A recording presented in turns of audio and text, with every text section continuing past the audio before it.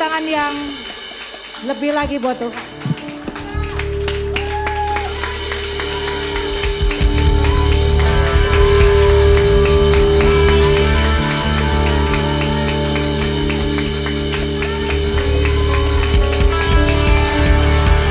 Tuhan, sore ini kami bersorak-sorai, kami bertepuk tangan, memuliakan Engkau. Segenap hati kami datang kepadamu Tuhan.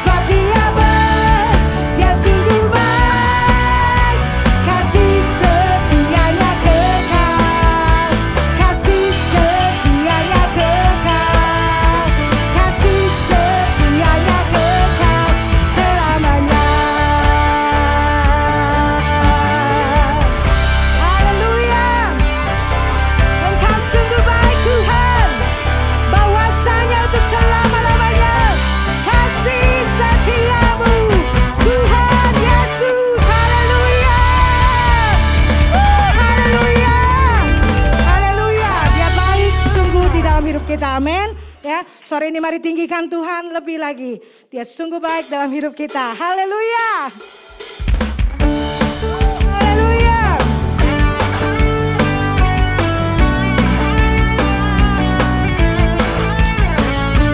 Dasar dari yang kuharapkan. Bukti dari segala yang tak kulihat. Ini iman kami Tuhan. Iman berikanku kekuatan.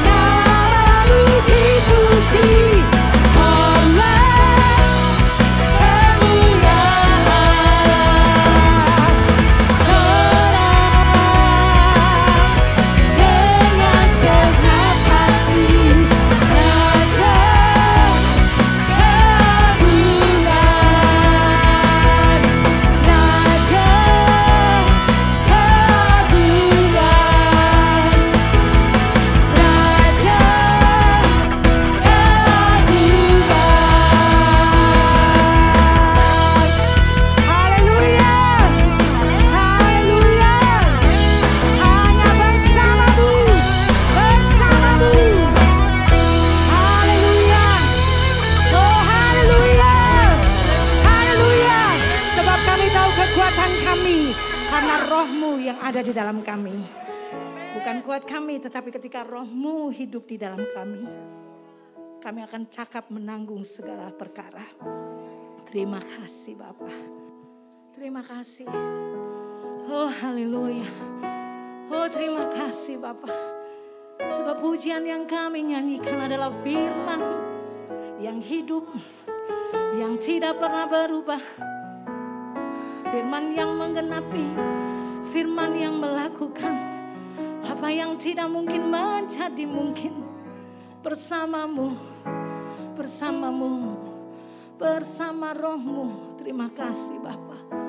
Terima kasih sore ini kami boleh memuji, menyatakan iman kami lewat pujian kami, menyatakan kekaguman kami lewat pujian kami. Terima kasih Bapa.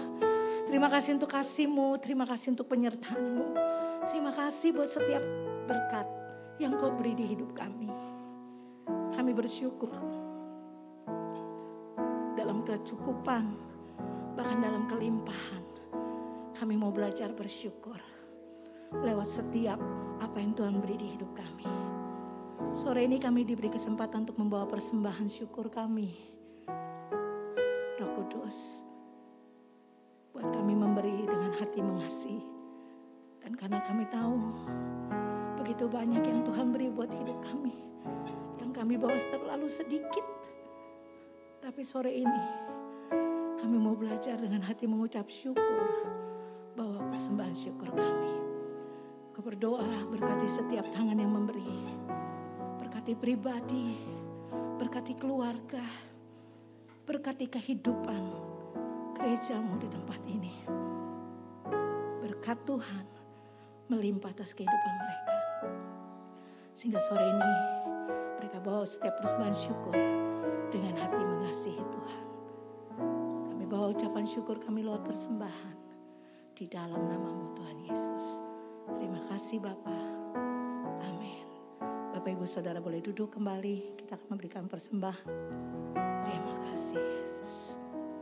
Oh terima kasih Tuhan. Kami bersyukur.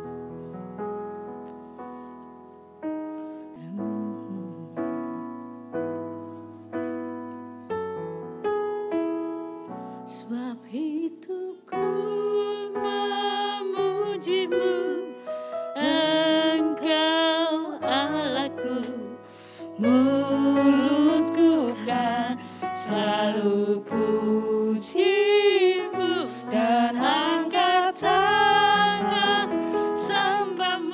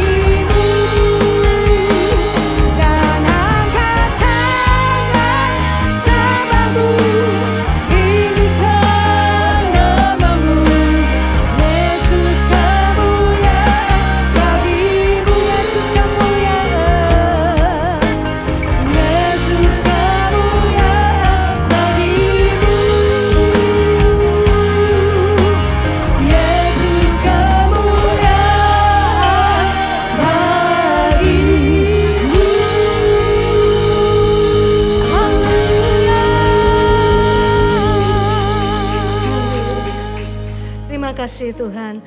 Segala hormat kemuliaan bagi nama-Mu semata-mata. Kami merasakan Tuhan bahwa Engkau hadir di tempat ini.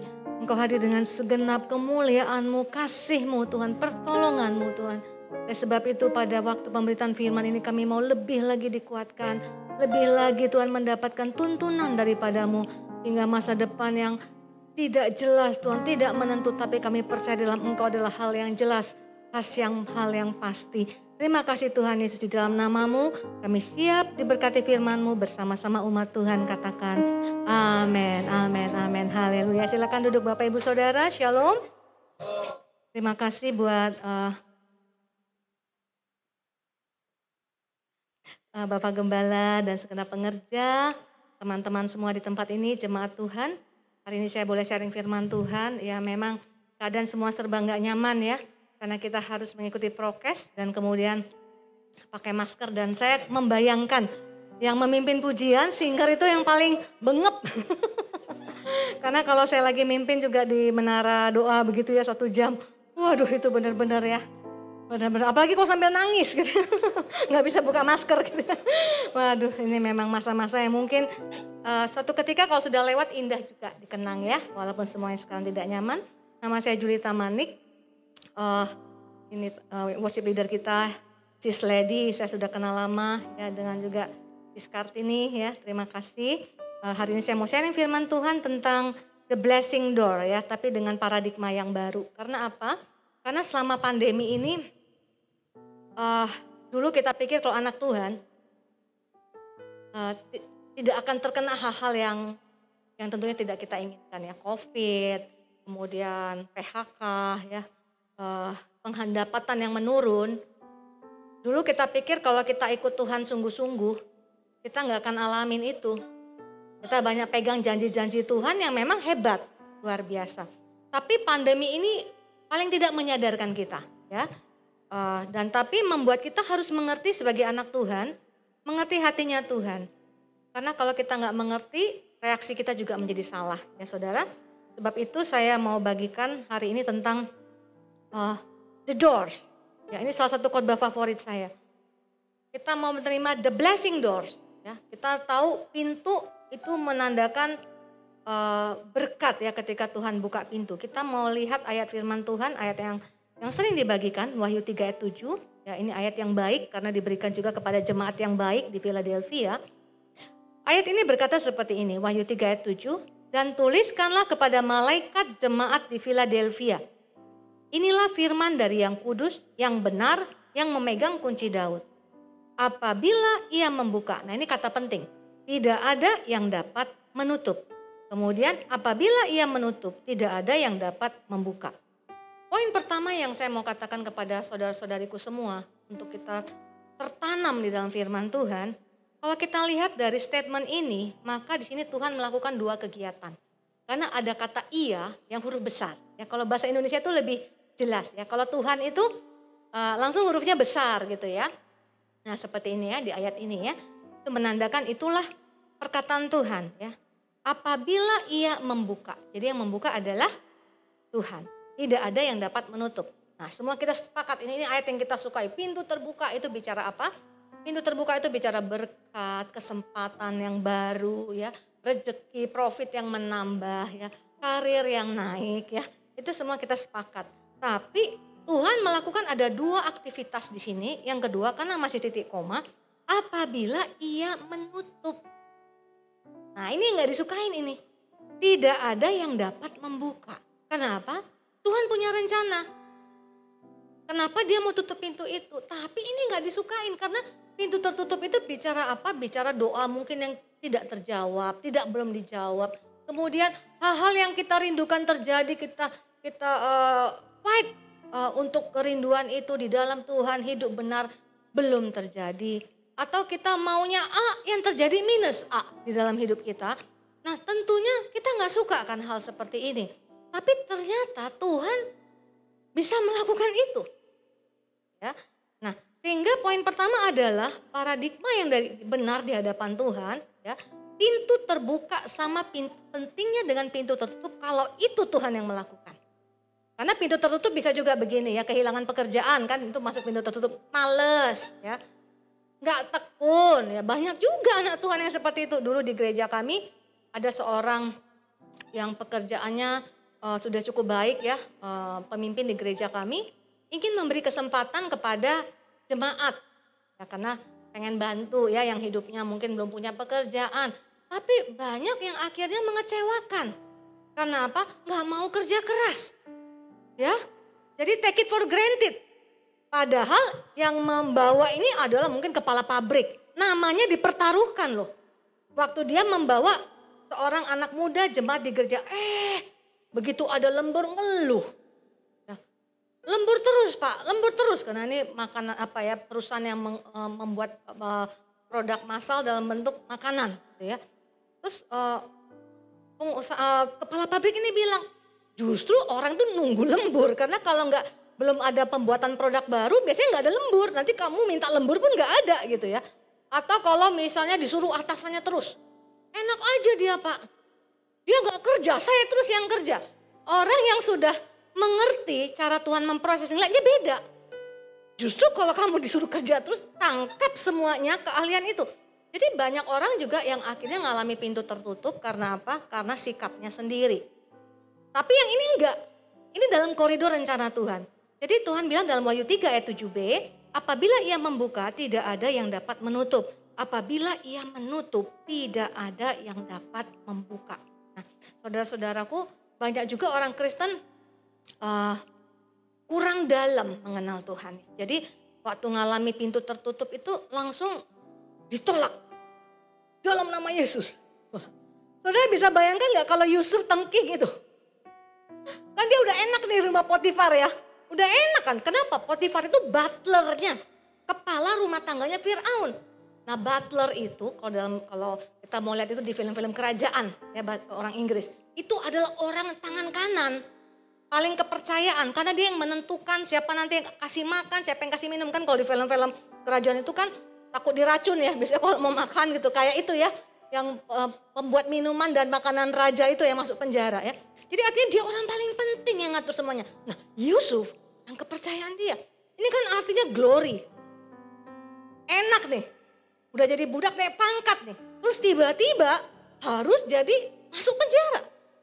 Bayangkan nih kalau dia tengking dalam nama Allah Yehova. Aku nggak mau dan dia tolak itu masuk. Maka dia nggak akan bisa ketemu dengan Firaun. Nah jadi artinya kalau Tuhan tutup pintu itu pasti ada sesuatu yang luar biasa yang mau Tuhan lakukan. Jadi paradigmanya harus benar. Kalau di dalam Tuhan, tentunya kita semua anak-anak Tuhan yang mau dibentuk dalam Tuhan, pintu terbuka atau pintu tertutup sama pentingnya. Ya, role modelnya siapa? Tuhan Yesus dong. Ya, waktu dia mau lahir, orang tuanya itu cari tempat penginapan, gak ada. Akhirnya yang terbuka hanyalah kandang hewan, yang tentunya mungkin semua kita merasa gak layak lah Tuhan Yesus lahir di situ. Tapi itu kan pintu tertutup ya bagi Yusuf dan Maria. Justru itu baik bagi Yusuf dan Maria. Baik bagi Yesus, karena apa? Karena Herodes akan sweeping semua tempat penginapan. Mana yang dia cari? Dia nggak akan pernah terpikir dalam pikirannya itu kandang hewan. Nggak akan pernah terpikir. Karena apa? Yang datang orang Majus. Suka dibilang 3 orang Majus. Ya. Karena bawa 3 emas, kemenyan dan murni. Tapi pasti sih rombongan ya. Datang bayar harga dari jauh. Dan orang Majus ini orang pinter. Kenapa? Bisa membaca bintang. Artinya apa? Berarti orang pinter, orang kaya, orang hebat, orang berpengaruh, ketemu Herodes. Terus bilang begini, pengen tahu di mana raja yang baru lahir karena kami mau menyembahnya. Coba bayangkan, orang hebat, orang luar biasa mau nunduk sama seseorang. Pasti bayangan Herodes, ini sosok yang lahir ini lebih hebat dari orang Majus. Ya enggak saudara? Jadi kalau kita bayangkan orang Majus naik Alphard nih saudara ya. Maka yang mau disembah itu naik Maserati ya saudara ya. Jadi dia nggak akan pernah kepikir sweeping kandang hewan. Jadi artinya pintu tertutup bagi Yusuf dan Maria yang mungkin saat itu menyesakkan bagi mereka. Yusuf pasti gimana ya ngelihat istrinya harus melahirkan di tempat seperti itu. Tapi itu baik. Kan? Jadi anak Tuhan harus punya pola pikir seperti itu. Nah Suka nggak suka, ada 2 jenis musim di atas bumi. Kejadian 8 ayat 22. Ketika barusan ini ya, air bah. Ya, Tuhan berfirman seperti ini. Kejadian 8 ayat 22, sudah selesai semua air bah. Tuhan membuat suatu janji. Ya, bukan yang pelangi itu, hal yang lain ya. Selama bumi masih ada. Nah, ini statement Tuhan. Takkan berhenti-henti musim menabur dan menuai. Dingin dan panas, kemarau dan hujan, siang dan malam. Jadi ada 2 musim yang bertolak belakang. Ya. Dingin sama panas itu bertolak belakang. Kemarau sama hujan itu bertolak belakang. Siang dan malam itu bertolak belakang. Menabur dan menuai itu bertolak belakang. Persis seperti yang Pengkhotbah 3 ayat katakan ya, ada sekitar 7 set atau 8 set saya lupa. Ada waktu untuk menangis, ada waktu untuk tertawa. Ya. Tapi pengertian kita harus beda. Ya. Kalau Tuhan izinkan kita menangis karena Tuhan mau bawa kita tertawa. Ya, mikirnya harus begitu. Dari mana kita mau lihat? Nah, di sini ada dikatakan musim menabur dan menuai. Orang kalau nabur itu nangis apa ketawa, Bapak Ibu Saudara? Kalau nabur tuh nangis, ada lagunya ya. Gimana, sis lady? Air mata. Memang nyanyinya happy. Jadi gak berasa. Tapi kalau orang nabur tuh mencucurkan air mata ya. Bisa kita lihat di Mazmur 126. Judulnya saja sudah pengharapan di tengah-tengah penderitaan.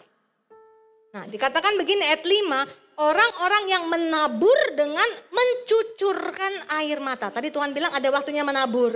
Berarti waktu menabur itu adalah waktu mencucurkan air mata. Tapi Tuhan janji akan menuai dengan sorak-sorai. Gak bisa menuai kalau gak nabur. Gak bisa tertawa yang kenapa? Ditabur 1 benih, tumbuh 1 pohon. Multiplikasi yang luar biasa. Tapi lihat kenapa dia menangis? Karena waktu nabur itu kan seperti naruh sesuatu uang, modal, tenaga yang belum tahu ke depannya. Bisa jadi ada hama penyakit, bisa jadi ada kemarau yang tidak diharapkan terjadi. Bisa banyak faktor tidak tentu yang akan terjadi. Tapi Tuhan bilang kalau mau nuai harus nabur. Jadi kalau orang Kristen punya paradigma seperti itu, hari ini mungkin pintumu tertutup ya. Oh, doa sudah lama belum dijawab, percayalah, berjalanlah bersama-sama dengan Tuhan. Maka segala tetes air mata akan dia ubahkan menjadi sorak-sorai. Yang mengerti katakan amin. Dan Tuhan janji akan buka pintu. Karena saya pernah dititipin pesan begini sama seseorang. Ya. Kalau dalam Komsel nih, kalau bikin lagu, titip pesan dong sama sesama penulis lagu katanya. Kalau bikin lagu jangan susah-susah.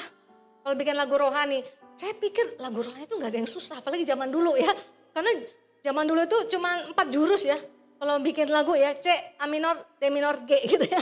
Gak ada maksudnya jurusnya 1, 6, 2, 5. Gak ada yang aneh-aneh. Yang zaman sekarang nih yang susah-susah.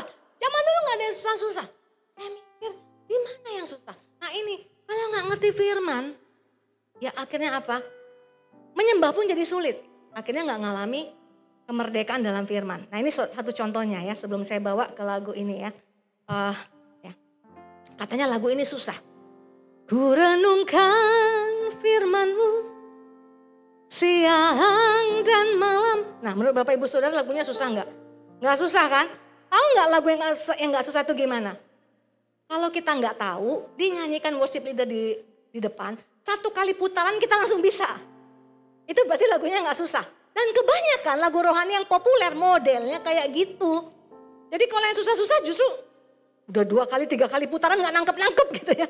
Nah jadi kenapa dia katakan susah? Sebenarnya bukan melodinya yang susah. Karena dia gak ngerti kebenaran firman Tuhan, akhirnya dia nyanyinya susah. Kenapa dia katakan susah? Karena dia belum merenungkan firman Tuhan siang dan malam. Jadi rupanya ada pendeta khotbah. Kalau kau belum membaca firman Tuhan siang dan malam, jangan nyanyi lagu itu katanya. Ditertawakan iblis gitu kan. Kenapa? Nanti kalau kamu nyanyikan ku renungkan firman siang dan malam, ku pegang perintah-Mu dan ku lakukan. Langsung katanya iblis choir, katanya gitu ya. Jadi artinya omong doang gitu ya. Kalau saya, perspektif saya beda. Karena saya percaya semua perkataan yang kita katakan itu punya kuasa. Kalau kamu belum lakukan, makin sering nyanyikan. Supaya apa? Karena lagu itu punya kuasa masuk ke alam bawah sadar. Saudara bisa gak suka lagu dangdut, tapi setiap kali ke mall saudara dengar tuh, masuk tuh. Puji Tuhan kita punya filter ya kalau suka baca. Dulu saya gak suka nyanyi dangdut, tiba-tiba saya suka dengar pusing pala Barbie gitu ya kalau masuk. Saya pikir lagu apa gitu ya. Jadi artinya kalau gak ngerti firman Tuhan terintimidasi. Nah makanya banyak penulis lagu akhirnya kalau nulis lagu itu gak literally utuh. Ya kita sekarang ke bass mayor. Nah lagu tadi kan sama kasusnya. Bass ya. Bila kau yang membuka pintu, tak ada satupun yang dapat menutupnya. Lanjutannya. Bila kau yang mengangkat aku. Gimana lanjutannya? Tiada yang dapat merendahkanku. Dua-duanya itu pintu terbuka. Satu pintu dibuka, satu diangkat. Diangkat itu kan dipromosikan. Promosikan itu artinya pintu dibuka. Kalau mau persis maka nyanyikannya coba kita buka tadi Wahyu 3 ayat 7b. Bila kau yang membuka pintu, tak ada satupun yang dapat menutupnya. Masih titik koma. Bila kau yang menutup pintu, tak ada satupun yang dapat membuka. Nah, kenapa nggak gitu bikin lagunya? Nanti bagian terakhir nggak ada yang mau nyanyi, saudara. Dalam nama Yesus, tidak amin 7 kali. Gak cukup tidak amin sekali, tidak amin 7 kali gitu. Nah, tapi apakah lagunya salah? Lagunya nggak salah. Makanya kalau kita ngerti firman Tuhan ya kadang-kadang kita kalau dengar lagu itu kan ada karena keterbatasan untuk memasukkan kata-kata di dalam nada. Tapi karena kita kenal firman Tuhan, kita tangkap maksudnya. Jadi maksudnya penulis lagunya itu Brother Jonathan Parker itu adalah begini. Di dalam Wahyu 3 ayat 7b tadi dikatakan apabila dia membuka tidak ada yang dapat menutup. Itu kata membuka pintu pertama. Masih titik koma. Baru bicara hal yang gak menyenangkan. Apabila ia menutup tidak ada yang dapat membuka. Itu belum hasil akhir. Ketika Tuhan izinkan pintu tertutup bagi Yusuf. Itu belum hasil akhir. Karena apa? Wahyu 3 ayat 8a di bawahnya berkata. Jadi ini ayat berbeda. Aku tahu segala pekerjaanmu, lihatlah aku telah membuka pintu bagimu yang tidak dapat ditutup oleh seorang pun. Jadi ada 2 kali kata membuka pintunya. Yang pertama kali di ayat 7b. Apabila dia buka gak ada yang bisa tutup. Tapi ada rencana Tuhan yang berbeda. Ya tutup pintu, tidak ada yang bisa buka. Yusuf mau gedor. Ya. Ingat aku ya, nanti kalau sudah ngalami pemulihan dari Raja Firaun, sudah diterjemahkan mimpinya kan akhirnya keluar tuh bebas dan yang satu digantung, yang satu dapat promosi. Ingat aku ya, ingat gak? Gak ingat. Berapa lama? 2 tahun. 2 tahun itu kalau orang nunggu itu lama. Ya kan? Nah jadi artinya apa? Tuhan bilang pintu tertutup itu gak selamanya tertutup supaya itu jadi pengharapan bagi kita. Kalau hari-hari ini kita ngalami kesesakan, Tuhanku tetap Tuhan yang baik. Dia pasti akan buka pintu. Jadi waktu Brother Jonathan tulis lagu itu, waktu dia sudah buka pintu, tidak ada satupun yang dapat menutupnya. Kemudian waktu dia katakan, bila kau yang mengangkat aku, ini pintu yang satu lagi. Saudara tangkap itu, jadi bukan berarti ngotot sama beliau. Pokoknya kalau nggak ada yang bagian tutup pintu, gak benar lagunya. Bukan, dia lagi nulis 2 ayat yang berbeda. Makanya kalau kita rajin baca firman Tuhan, kita ngerti. Bukan something is missing, tapi karena memang gak bisa dimasukkan seluruhnya. Kalau memasukkan seluruhnya itu kayak Julita Manik tulis Mazmur 91. Karena dimasukkan seluruhnya akhirnya gak ada yang mau nyanyikan. Kenapa di tengah lagu ada singa, ular naga? Baca aja Mazmur 91. Kalau Bapak Ibu Saudara ini saya mau bilang ya, mau hafal Mazmur 91, Google aja tuh, Google cari di YouTube, ada ya. Kenapa? Utuh 16 ayat, tapi gak ada yang mau nyanyiin Pak. Saya tawarin gratis sama artis gak ada yang mau nyanyiin Pak. Dia bilang bisa gak singanya dihilangkan? Loh gak bisa, karena ini mau buat orang hafal Mazmur 91. Tapi bisa mengerti situ ya, kalau orang dibuka pintu tuh pasti sukacita. Tapi karena Tuhan janji, ada waktunya menangis, ada waktunya tertawa, ada waktunya menangis. Karena seperti roda berputar. Tapi saya belajar begini, bukan roda berputar yang membuat kita kehilangan pengharapan. Kan ada orang yang bilang begini kalau orang dunia, kadang kamu di atas, kadang kamu di bawah, pasrah saja. Nah kita bukan begitu.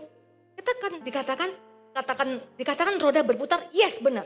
Tapi kadang aku di atas, kemudian ketika Tuhan bawa aku ke bawah, karena dia mau bawa aku ke atas lagi. Caranya apa? Roda itu harus jalan. Amin. Hidupku nggak stuck di sini. Karena apa? Cara Tuhan untuk membuat yang di bawah ini nanti bergerak ke atas adalah dengan menggerakkan roda itu terhadap satu destinasi. Nah saya dulu nulis lagu juga gitu. Pintu terbuka buat saya karena apa? Nah saya belajar saudara. Kalau Tuhan mau buka pintu, nggak ada yang bisa tutup. Nah saya kasih dulu ya dramanya nih. Ini kayak Korea drama, penuh bawang nih saudara. Jadi saya tuh waktu bertobat ya, masih mahasiswa. Saya melayani Tuhan dari umur mungkin 21 tahun atau 20 tahun. Cinta Yesus luar biasa. Nah, kemudian dalam satu ibadah praise and worship. Dan saya mengerti ternyata ke depannya ada maksud Tuhan ya. Jadi waktu itu nggak ngerti, pokoknya kepengen nyembah aja di tempat kos saya. Kami sesudah bertobat itu ada beberapa teman ngontrak di satu rumah. Supaya enak pelayanan bisa bareng-bareng ya cewek-cewek semua. Dan ada tujuan berikutnya, supaya bisa ditompangin untuk naruh barang-barang ini.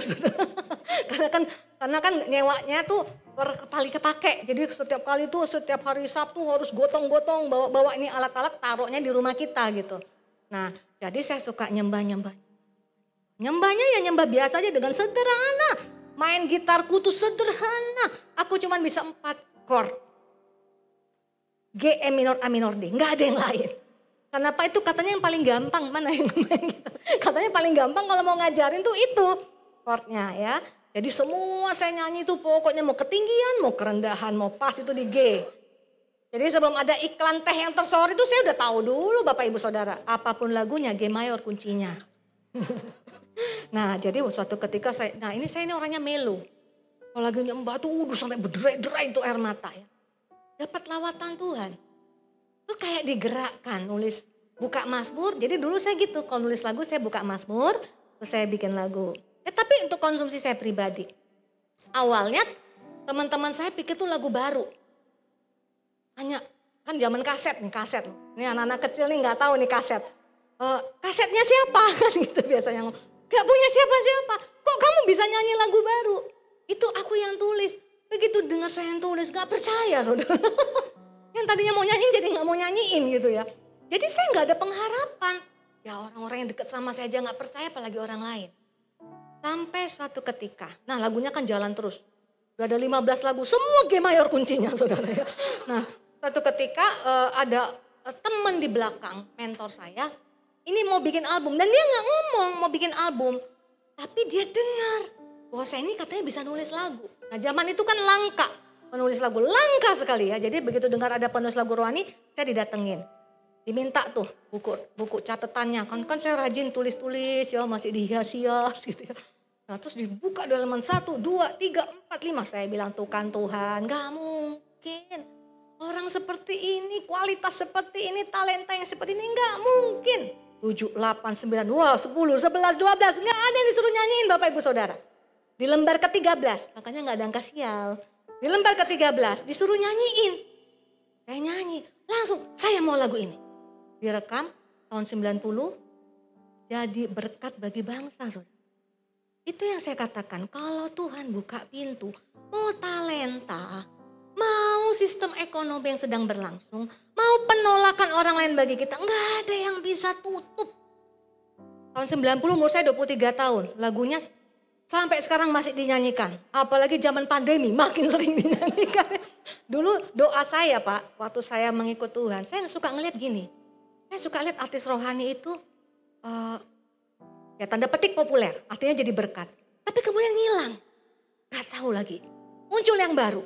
Tapi kemudian ngilang.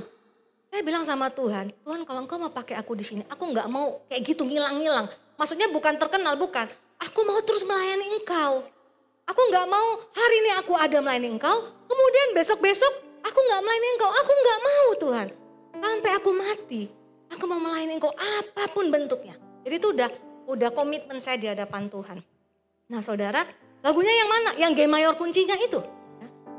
Hatiku rindu melihat kemuliaan-Mu, hatiku rindu melihat curahan kuasa-Mu di tanah tercinta, negeriku Indonesia.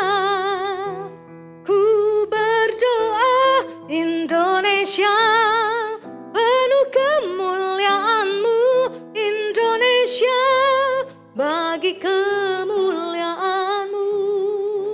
Boleh tepuk tangan untuk Tuhan Yesus? Saya nggak takut nyuruh jemaat tepuk tangan Pak, karena memang saya nggak punya kemampuan gitu. Jadi itu Tuhan ya. Dan Tuhan bikin zaman itu ya, stasiun televisi belum kayak sekarang. Yang ada itu TPI, TVRI. Kayaknya cuma dua itu. Itu tayang di TPI. Jadi lagu doa untuk Indonesia. Tiba-tiba KKR di mana-mana dinyanyikan. Wah, langsung semangat. Nah, semua pasti begitu. Kalau pintu terbuka, wah, aku mau mati-matian untuk Tuhan. Tapi jarang orang ketika pintu tertutup mau mati-matian. Yang sering terjadi give up. Kenapa? Sesudah itu pintu saya ditutup oleh Tuhan. Berapa lama? 5 tahun, 6 tahun, 7 tahun? No, 20 tahun saudara. Waktu tadi tulis lagu itu 23 tahun umur saya. Saudara, Tuhan jelas panggil saya. Jadi saya bukan mau, karena saya orangnya pemalu Pak. Gini-gini saya pemalu ya. Jadi gak suka tampil-tampil tuh saya gak suka. Makanya dulu jadi penulis lagu saya suka. Karena kan gak perlu muncul. Tapi waktu saya mulai berikan lagunya gak ada yang nyanyiin. Berikan lagunya gak ada yang mau nyanyiin. Gak ada artis rohani yang mau nyanyikan. Artinya lagunya gak bagus. Bukan mereka tidak baik. Lagunya kurang memenuhi syarat. Tahun demi tahun berlalu. Saya mulai mikir. Masa depanku, ijazahku tidak kupakai. Tuhan panggil aku dalam satu ibadah. Jelas saya merasakan panggilan itu untuk nulis lagu rohani. Kok gak jadi seperti yang saya bayangkan. Dulu gak bisa aja bisa jadi berkat bagi bangsa. Bayangan saya makin bisa kan makin jadi berkat. Itu pikiran kita. Makanya paradigma yang kedua. Pandang Tuhan, jangan pintunya. Ya. Wahyu 3:8a, kita berputar-putar di ayat ini saja. Aku tahu segala pekerjaanmu, lihatlah. Ini pintu yang kedua ya. Aku telah membuka pintu bagimu. Yang tidak dapat ditutup oleh seorang pun. Yang buka siapa? Tuhan, aku. Aku yang buka pintu. Makanya jangan tungguin pintunya. Berkatnya, jawabannya, tungguinnya siapa? Yang buka. Dia paling tahu timingnya kapan, dia yang paling tahu segalanya. Kalau nunggu sudah pasti seperti tadi saya katakan. Lebih lama dari yang seharusnya kita bayangkan kan itu nggak enaknya nunggu. Ya, ajak aja anak-anak pergi jalan-jalan. Masih lama mah, masih lama sampainya mah, kan berkali-kali nanya itu ya. Karena menunggu itu pasti sesuatu yang nggak enak. Karena menunggu sesuatu yang gak enak itu adalah kalau menunggunya menunggu pintunya. Tapi kalau menunggu bersama dengan Tuhan pasti akan ada banyak penghiburan, kekuatan, tuntunan yang kita gak sadari tiba-tiba kita dipimpin masuk sampai destiny Tuhan. Ya saudara-saudaraku, nah firman Tuhan bilang begini, ya, looking for the door, not a door. Kalau jawaban itu a door. Sesuatu. Kalau Tuhan bukan sesuatu pintu, tapi the door. Tunggu Tuhan berarti tunggu the door. Beda ya kalau bahasa Inggris jelas. The door sama a door itu beda. Ya. Firman Tuhan dalam Yohanes 10 ayat 9 berkata, akulah pintu, I am the door. Jadi jangan tungguin a door, cara, jawaban, solusi. Tungguin the door-nya, pintu sejatinya. Barang siapa masuk melalui aku, ia akan selamat. Dan ia akan masuk dan keluar dan menemukan padang rumput. Yang nungguin Tuhan, Tuhan janji. dia akan selamat, dia akan masuk dan keluar dan menemukan padang rumput. Nah saudara, ada kejadian yang unik ya waktu saya pergi ke sebuah kota di Pulau Jawa. Menurut saya kesaksiannya luar biasa. Ya. Jadi saya diajak jahit baju batik terkenal toko batiknya ini. Tapi menarik saya lihat namanya. Namanya Batik Lazarus. Jadi saya pikirkan ini pasti ya satu perguruan lah sama kita ya. Nama ini hanya ada di kitab kita soalnya. Jadi tapi waktu saya dengar kisahnya lah aneh. Jadi si pemilik konveksi ini tadinya belum bergerak di batik. Tapi kayak sudah gagal. Sudah nggak mungkin bangkit. Terpuruk. Kemudian dia dengar cerita tentang Lazarus. Lazarus yang sudah ada di kubur berhari-hari, sudah busuk, sudah bau, masih bisa keluar oleh karena dipanggil oleh Tuhan Yesus, oleh karena nama Yesus, masih bisa hidup. Jadi dia kayak bangkit imannya padahal gak kenal Tuhan. Jadi dia belum pernah dengar kisah seperti itu. Kok bisa Tuhan yang mereka sembah, panggil itu si Lazarus, kemudian Lazarus masih bisa keluar dan hidup. Dan dia relate sama usahanya. Usahaku pun yang terpuruk ini, kalau aku ketemu dengan the door itu, pasti aku akan mengalami kebangkitan. Luar biasa loh saudara. Jadi akhirnya dia rubah. Dia beralih ke batik dan jadi Batik Lazarus. Saudara, dia menang kontes desain ya. Akhirnya dia maju. Yang tadinya terpuruk bisa bangkit. Lah saya renung. Kan ironi kan. Ini orang lain yang gak kenal Tuhan, tapi bisa mengerti yang namanya the door itu siapa. Dia gak tungguin adore-nya. Betapa banyak anak Tuhan yang nungguin adore. Dari kecil sudah sekolah minggu loh. Udah diajarin firman. Tapi begitu ngalami kesesakan, pintu tertutup. Yang ditungguin pintunya. Yang ditungguin bukan Tuhannya. Sama saya juga begitu. Padahal udah makin pintar nulis lagu. Udah gak G mayor lagi loh. Bener nih. C mayor brother. C mayor jauh kan. Dari G ke C, artinya kan harusnya kan makin jadi berkat gitu loh. Nah waktu Tuhan suruh saya tulis lagu ini, saya hampir gagal melihat the door. Karena saya lihat a door, pintunya. Saya baca ayat firman Tuhan, mintalah maka akan diberikan kepadamu. Carilah maka kamu akan mendapatkannya. Ketuklah maka pintu akan dibukakan bagimu. Ini kan bicara solusi, jalan, berkat. Jawaban. Disuruh nulis. Tapi karena saya nungguin pintu, berontak. Nah tadi kan saya sudah katakan ya, saya kalau nyembah itu pakai keyboard. Ngalir gitu ya. Terus kemudian tiba-tiba kayak mendengar. Saya bukan orang yang ngeroh saudara. Tapi tiba-tiba saya ngerasa dalam keintiman tuh kayak ada dorongan terhadap ayat tertentu. Nah satunya Matius 7 ayat 7 ini. Saya baca kan, gak setuju.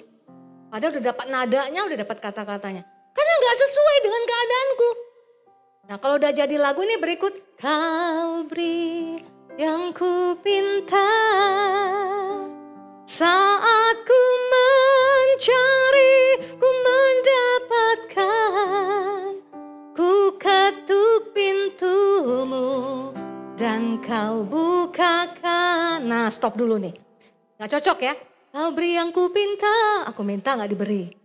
Saat ku mencari, ku mendapatkan. Aku cari gak aku dapat. Ku ketuk pintumu dan kau bukakan. Aku udah ketuk pintumu, Tuhan setia melayani kau, gak dibukain juga.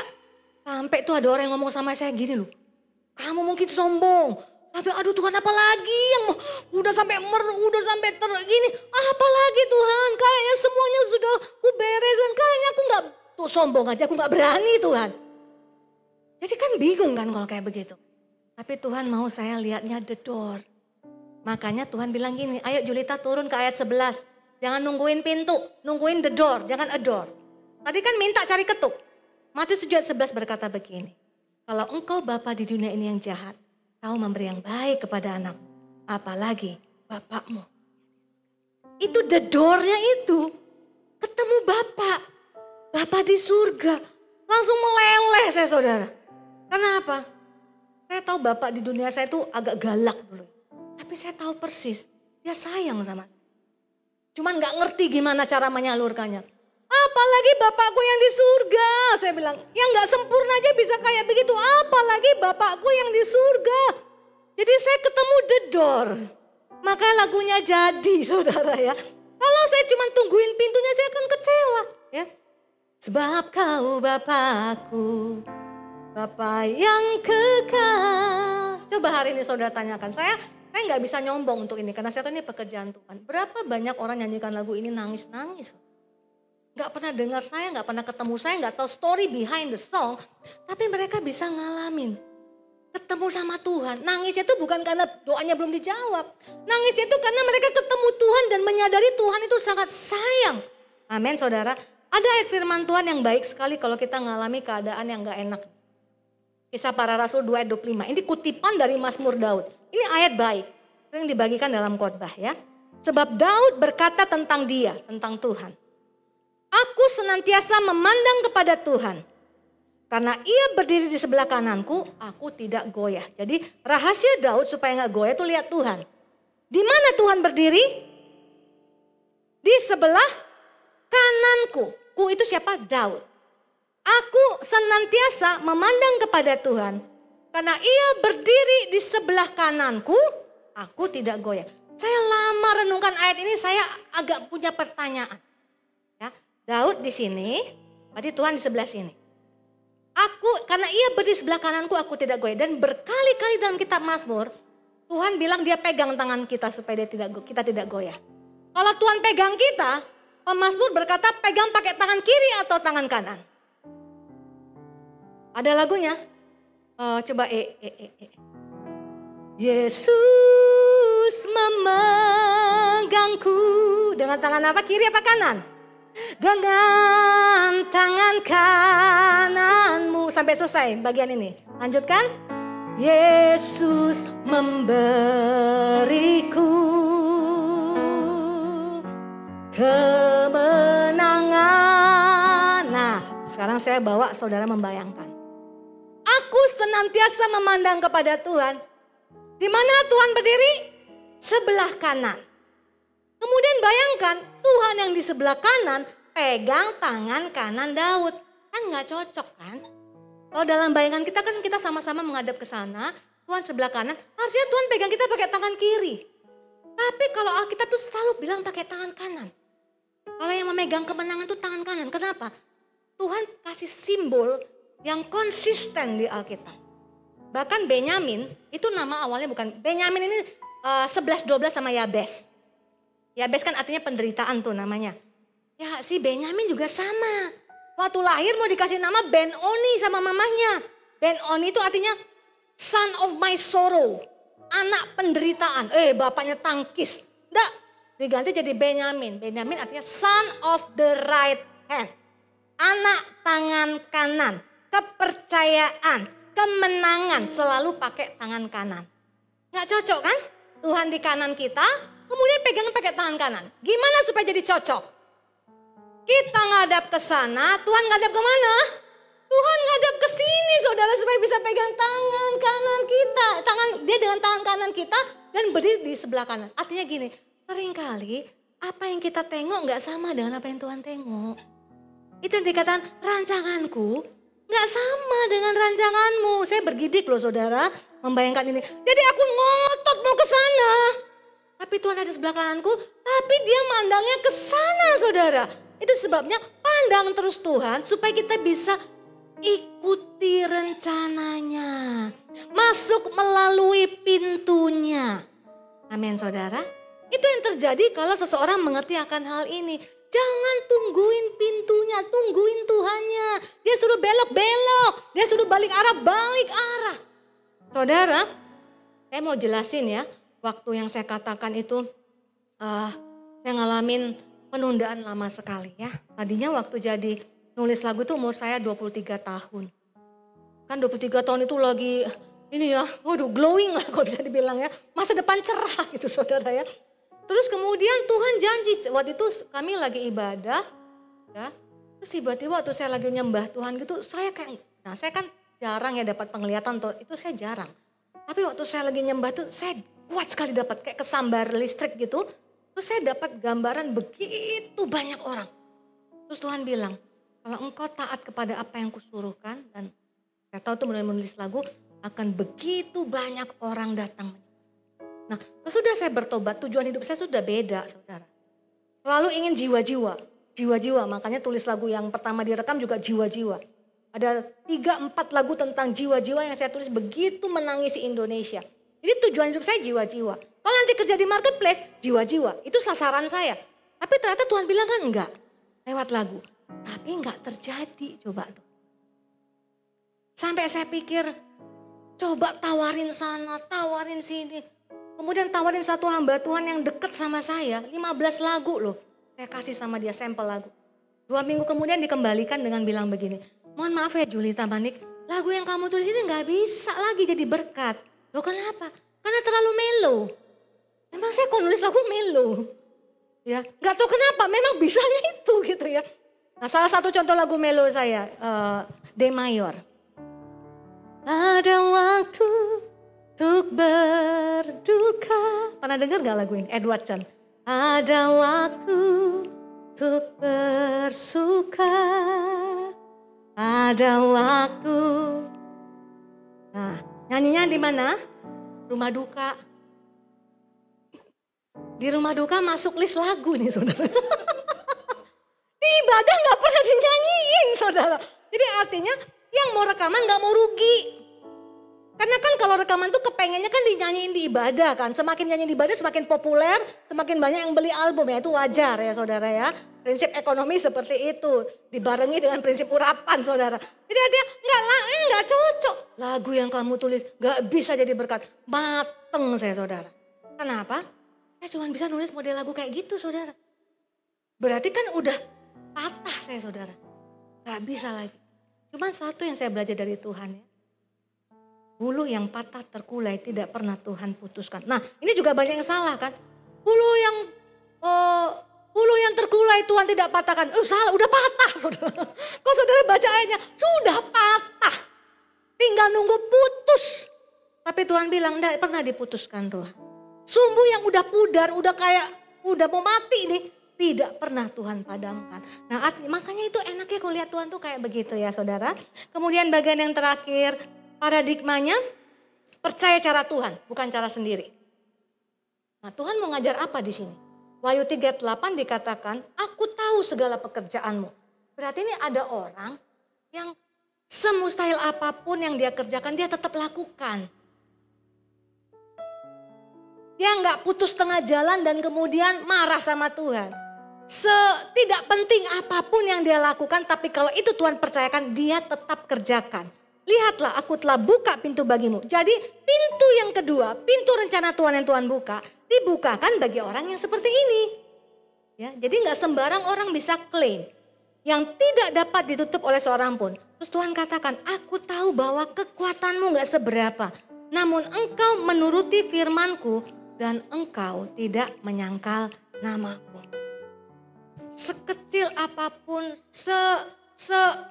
orang mungkin gak anggap apa yang di tangan kita. Kalau itu yang ada pada kita, kerjakan dengan segenap hati. Karena Tuhan tidak pernah terpesona waktu Yusuf jadi orang nomor 2 di Mesir, saudara. Saya tahu apa yang membuat Tuhan terpesona. Waktu dia dalam segala keadaan tetap mempercayakan hidupnya sama Tuhan. Tetap percaya bahwa apa yang terjadi dalam hidupnya itu adalah dalam koridor Tuhan. Coba saudara bayangkan, di rumah Potifar sudah enak-enak kan? Semuanya penuh limpah. Karena Tuhan mau ngajar Yusuf nanti kelak memanage kelimpahan. Gak mungkin bisa manage kelimpahan kalau gak pernah limpah. Amin saudara, gimana caranya dia bisa tuh nanti ngatur, ditaruh di lumbung. Dia udah belajar dulu masa kelimpahan. Kemudian Tuhan izinkan dia masuk ke dalam penjara yang dalam. Tadi manajer di tempatnya Potifar, sekarang harus ngurusin orang-orang di penjara. Yang kita tahu penjara pasti selalu bicara tentang kekurangan. Jadi waktu Tuhan izinkan dia masuk di sana, lihat Yusuf selalu dikatakan selalu disertai Tuhan. Tangkap ini saudara, orang yang mengeluh tidak pernah dekat sama Tuhan.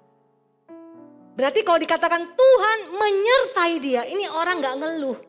Sekecil apapun yang ada di depanku, ku kerjakan dengan segenap hatiku. Makanya dia cemerlang di rumah Potifar, Di penjara pun cemerlang. Kelak ilmunya memanage kekurangan dipakai untuk memanage 7 tahun kekurangan. Kalau enggak gimana caranya bisa manage kekurangan? Gak punya pengalaman. Nah, waktu dulu saya mengembangkan talenta saya saudara, saya sering mengalami penolakan. Tapi sampai satu ketika saya ketemu sama The Door, itu ngomong begini. Saya juga sama, satu talenta ini udah mau dikubur. Kebanyakan orang begitu ya. Udah mau dikubur lah, gak ada gunanya lah, satu gak ada artinya. Tapi kemudian saya berpikir begini. Tuhan bilang sama saya, The Door itu bilang, di dalam aku hanya ada prinsip multiplikasi. Kalau kau cuma punya satu yang gak dianggap orang, kalau kekembangan jadi berapa kata Tuhan? 2 kan? Kalau 2 dikembangkan jadi berapa saudara? 4 dikembangkan jadi berapa? 8 jadi 16 32. Itu dari dulu saya udah tangkap itu. Akhirnya saya mulai walaupun mustahil saya terus kerjakan. Umur 40 tahun baru ada album pertama saya saudara. 17 tahun sesudah yang tadi. Umur 40, saya pikir ini masanya bersuka cita. Nangis lagi saya 3 tahun, kan saya bilang 20 tahun saudara. Saya pikir udah waktunya, lady. Mari bersenang-senang, bersuka cita, memuliakan nama Tuhan. Oh tidak, nangis lagi saya saudara. Persis kayak si Yusuf. Masuk lagi ke tempat yang lebih rendah. Karena apa? Setiap kali saya kesaksian pujian, karena saya sekarang artis rohani statusnya waktu itu. Kan harus pergi kemana-mana mempromosikan album rohani. Itu saya mengalami penolakan yang saya belum pernah dengar Bapak Ibu Saudara. Bahkan ketemu di airport belum naik mimbar. Orang yang udah ngomong, loh ini tuh Julita Manik kok jelek. Karena begini saudara, kalau beli album rohani, itu kan covernya menarik sekali. Nah saya udah bilang dari awal, tolong kalau buat wajah saya apa adanya. Nah kan karena mau promosi, kerut-kerutnya dihapus semua saudara. Saking kinclongnya saya, itu gak ada kerut. Lalat pun tergelincir kalau taruh di situ saudara. Dan yang lebih fatal lagi, salah satu penanda saya kalau nggak ada itu, saya di paspor nggak bisa masuk ke luar negeri saudara. Lalat saya hilang dari peredaran. Dihapus semuanya Pak. Dihapus semua kerutnya. Sampai lalatnya hilang saudara. Dan saya nggak nyadar sampai suatu ketika ada seorang direktur perusahaan ngomong begini. Dia bercanda sih. Saya nggak mau beli album ini bukan Julita Manik. Loh Pak ini saya Pak. Ini bukan Julita Manik, saya Pak. Terus dia bilang begini. Julita Manik yang saya kenal ada lalatnya. Ini kenapa gak ada lalatnya? Nah saudara bayangkan seperti itu pelayanan. Waduh 3 tahun kemana-mana saudara. Tuhan bilang kekuatanmu gak seberapa. Saya bilang kekuatan saya gak seberapa. Bagaimana orang yang kekuatan tidak seberapa. Pekerjaan di depannya mungkin hal yang di-ignore orang lain. Diabaikan orang lain untuk tetap bisa sampai ke garis finish rencana Tuhan. Ini ayat terakhir. Wahyu 3:7 inilah firman dari yang kudus, yang benar, yang memegang kunci Daud. Kunci Daud itu satu kekuatan kita. Kunci Daud, untuk buka pintunya pakai apa? Kunci Daud. Keywordnya kunci Daud. Kalau udah bicara Daud, nggak ada yang lain. Pujian penyembahan, ucapan syukur. Berapa kali dia harus dikejar-kejar sampai ke padang gurun. Dia tulis pujian. Dikejar-kejar anaknya Absalom, dia tulis pujian. Pura-pura gila di depan Raja Ahimelek, dia tulis pujian. Di tengah keadaan paling impossible sekalipun tetap menaikkan pujian penyembahan kepada Tuhan. Dan Mazmur 84 berkata, orang yang suka memuji-muji Tuhan berjalan makin lama makin kuat. Nah saudara-saudara, hari ini kenapa saya berani berkhotbah seperti ini? Saya ngalamin saudara. Sudah 20 tahun itu terbang laksana Raja Wali. Kalau Tuhan mau buka pintu, mau ditutup orang pun gak bisa. Dulu kan apa yang nutup? Faktor U. Kalau udah kesaksian pujian sama artis-artis yang beken saudara, saya ke laut saudara. Pulangnya aja udah gak ada yang nganterin saudara. Ke depan pintu gak ada bu. Suruh sendiri. Gak ada yang mau fotoan sama saya juga. Itu kan salah satu tanda penolakan. Segala cara saya buat untuk tampil menarik, nggak laku saudara. Tapi kalau udah Tuhan tuh buka pintu, orang mau tutup pun nggak bisa. Faktor U-nya masih jalan nggak? Masih sampai sekarang. Tapi kalau Tuhan buka pintu, wah. Mulai umur 20 tahun ada seorang hamba Tuhan yang dengar kesaksian hidup saya. Dia pikir begini, kok jarang ya ada orang seperti ini. Karena mama saya suruh saya give up bu. Aku enggak tahan nak, dia telepon saya almarhum, sekarang udah almarhum. Enggak tahan lihat kamu loh nak. harus mengalami penolakan seperti itu. Sudahlah nak, gak usah datang lagi kalau diundang. Mama pun gak suka sama lagumu. Jadi saya pikir wajar dong saya ditolak orang terdekat dengan saya aja gak suka loh lagu. Lah suami saya juga podo mawon ya Pak ya. Sama dia gak pernah nyanyi lagu saya. Oh Bapak yang kekal, enggak pernah. Sampai ada orang yang artis ngetop nyanyikan dengan gimana tadi Cek Mayor? Nyanyinya begini. Kau beri yang ku pinta. Baru dia mau nyanyi saudara. Udah agak ngejes dikit dia baru mau nyanyi. Jadi saya mikir kan jelek banget gitu lagu saya ya. Tapi kalau Tuhan buka pintu enggak ada yang bisa tutup. Dari satu mimbar ke mimbar demi mimbar saudara. Saudara sekarang umur saya mau jalan 56 tahun. Bersyukur pakai masker sis.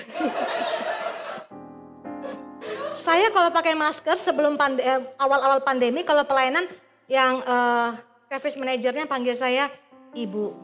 Begitu saya buka masker, tante. Tapi artinya apa? Saya ngelihat, wow, gak ada yang bisa tutup. Gak ada yang bisa tutup. Gak ada yang bisa tutup. Saudara sebelum pandemi itu pelayanan padat merayap. Sama pandemi kan semua gereja tutup ya, kosong. Begitu mulai onsite Pak, baru mulai buka, udah penuh lagi Pak. Artinya apa? Orang rindu mendengar apa? Mendengar hidup 20 tahun tertutup pintunya, Tuhan yang masih sanggup buka pintunya. Kalau aku buka pintu gak ada yang bisa tutup. Amin saudara. Sekarang jadi trendsetter. Ada perusahaan waktu itu masih label rohani masih berjaya ya. Nanya sama saya. Ibu ada lagi gak orang yang tua seperti ibu? Tadinya mau cari yang muda sekarang cari tua. Saya bilang bukan tua sembarang tua. Tua tapi di dalam proses penuaannya berjalan sama Tuhan. Kalau tua banyak di mana-mana saudara. Jadi artinya saudara gak ada kata terlambat bagi Tuhan. Amin. Saudara dikuatkan, tetap pandang Tuhan. Tetap memiliki paradigma kalau Tuhan lagi tutup pintu, percayakan saja. Apa yang ada di depanmu, kerjakan dengan segenap hatimu. Ayo saya ajak kita untuk nyanyi lagu ini tadi ya. Yuk tim Praise and Worship bisa maju ke depan. Kasih yang sempurna telah ku terima darimu. Bukan karena kebaikanku, hanya oleh kasih karuniamu. Kau pulihkan aku, layakkanku untuk dapat memanggilmu. Bapa, kau beri yang ku pinta. Saat ku mencari, ku mendapatkan. Ku ketuk pintumu dan kau bukakan. Sebab kau Bapakku, Bapa yang kekal.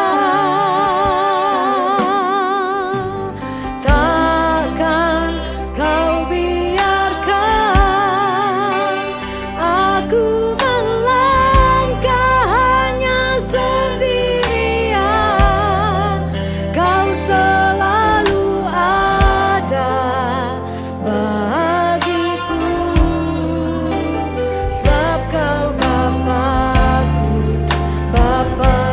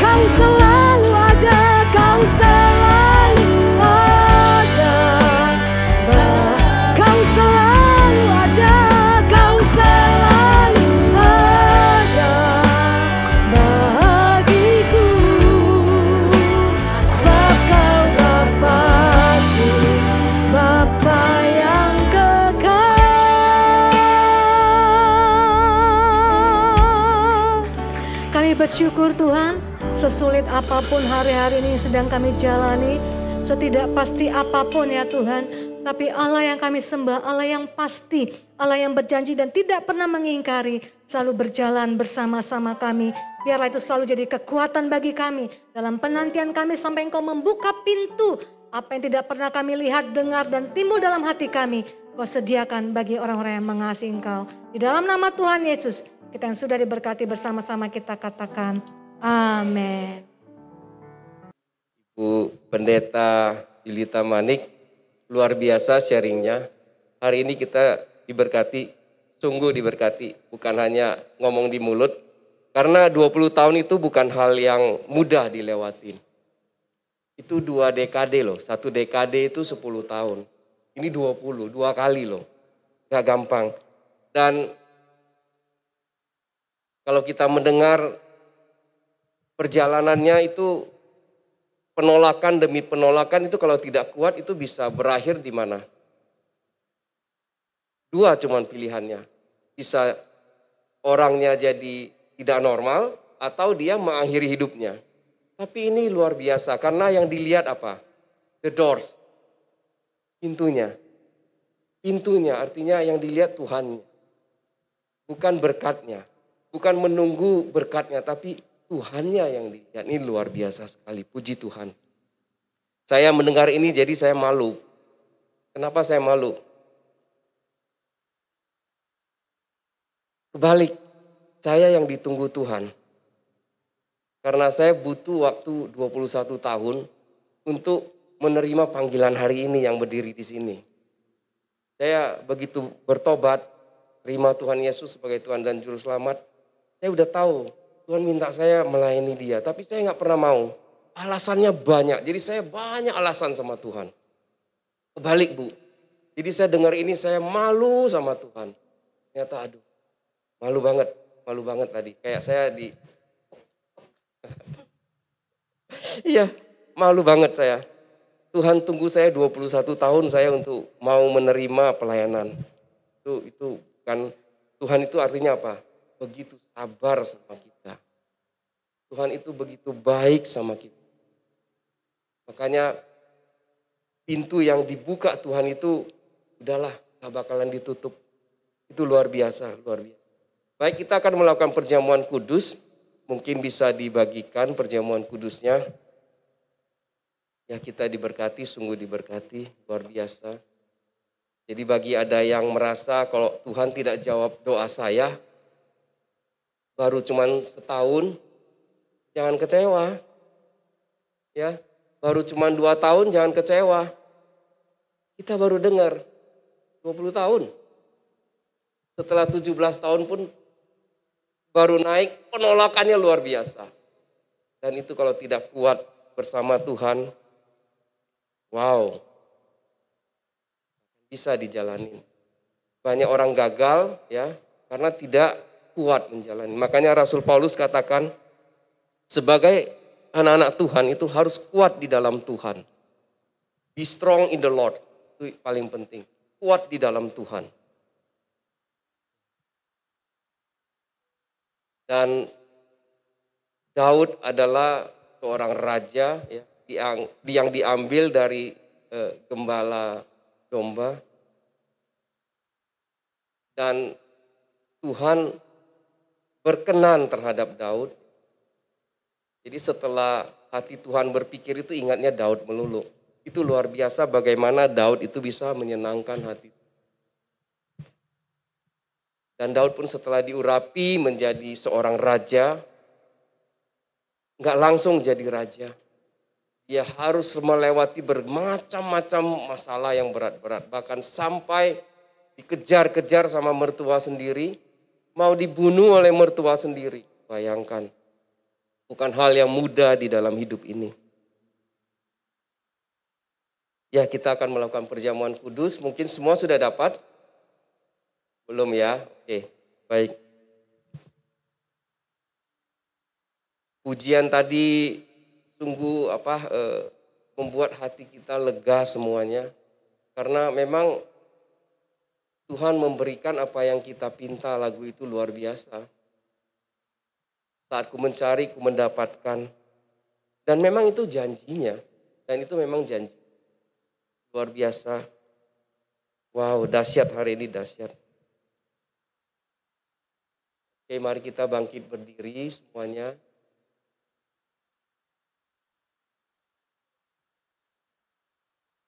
Setelah mendengarkan sharing kebenaran firman Tuhan, mungkin di dalam hati kita merasakan, oh kok Tuhan sudah meninggalkan aku. Ya, Tuhan tidak jawab doaku. Aduh, Tuhan aku banyak masalah. Coba ambil waktu sejenak, kita saat teduh. Bicara sama Tuhan. Ya, Tuhan, aku mau memandang Engkau sebagai the doors-nya. Aku tidak memandang adore-nya. Coba ambil waktu sejenak, Tuhan, aku hanya mau memandang Engkau. Supaya di mana Tuhan berjalan, kami bisa mengikuti. Tidak berbalik arah. Ambil waktu saat teduh sejenak. Supaya ada terobosan. Kita datang beribadah bukan rutinitas, bukan ritual. Tapi kita datang bisa beribadah mengenal Tuhan yang kita sembah lebih dalam. Sudah ada firman yang kata 20 tahun pun dia tetap pegang tangan kita. Ambil saat teduh supaya bisa mengenal Tuhan lebih dalam. Katakan di dalam hatimu, Tuhan, aku mau kenal Engkau lebih dalam. Lebih dalam sehingga aku bisa mengerti hatimu. Apa yang Kau kehendak aku lakukan, aku bisa paham. Aku bisa mengerti Tuhan yang selama ini tidak mengerti. Minta itu kepada Tuhan. Biar kita pulang kita ada breakthrough.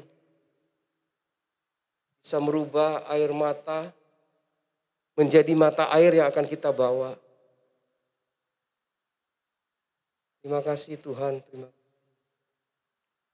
Thank you Jesus. Thank you. Baik, Bapak Ibu, mari kita angkat roti. Sebab apa yang telah kuteruskan kepadamu, telah kuterima dari Tuhan. Yaitu bahwa Tuhan Yesus pada malam waktu ia diserahkan mengambil roti. Dan sesudah itu ia mengucap syukur atasnya. Ia memecah-mecahkannya dan berkata, inilah tubuhku yang diserahkan bagi kamu. Perbuatlah ini menjadi peringatan akan aku. Bukankah roti yang kita pecah-pecahkan ini merupakan persekutuan dengan tubuh Kristus? Amin. Mari kita makan bersama-sama.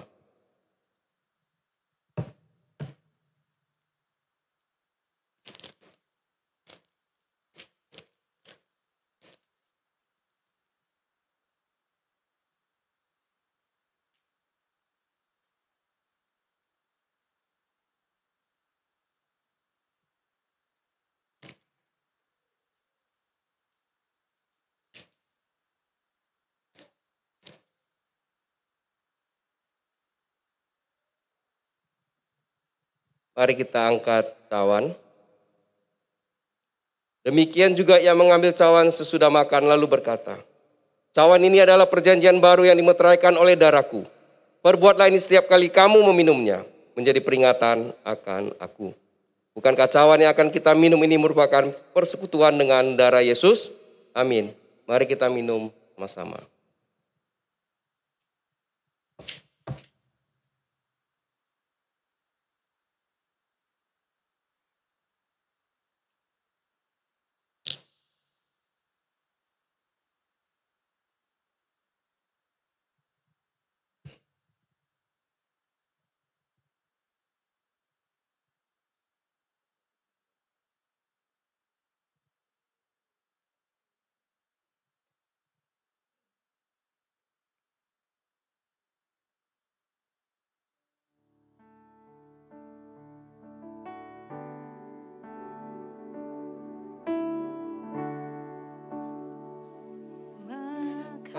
Kasih Yesusku, terima kasih Yesusku. Puji syukur hanya bagi Tuhanku. Terima kasih Yesusku, terima kasih Yesusku.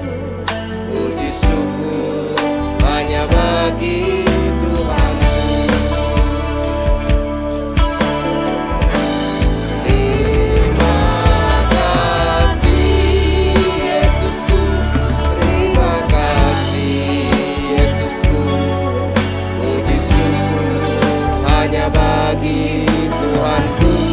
Terima kasih Yesusku, terima kasih Yesusku. Puji syukur hanya bagi Tuhanku. Puji syukur hanya bagi Tuhan. Puji syukur hanya bagi Tuhanku.